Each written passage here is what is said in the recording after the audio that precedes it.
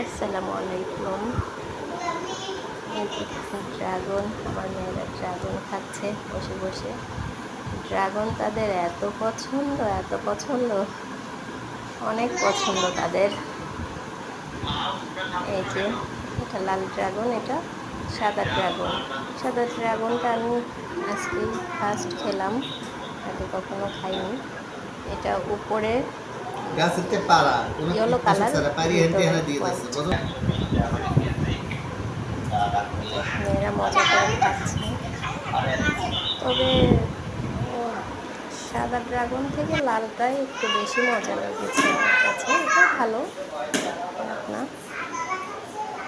মেয়েরা এদিকে ড্রাগন খাচ্ছে, আমি ঘর গোছানোর কাজে লেগে গেলাম। ঘরটা একটু গোছগাছ করছিলাম। আসলে পরিষ্কার পরিচ্ছন্ন থাকার মধ্যে একটা আত্মতৃপ্তি কাজ করে। এলোমেলো নোংরা আমার ভালো লাগে না। আমি সবসময় একটু ট্রাই করি একটু পরিপাটি পরিচ্ছন্ন থাকার জন্য।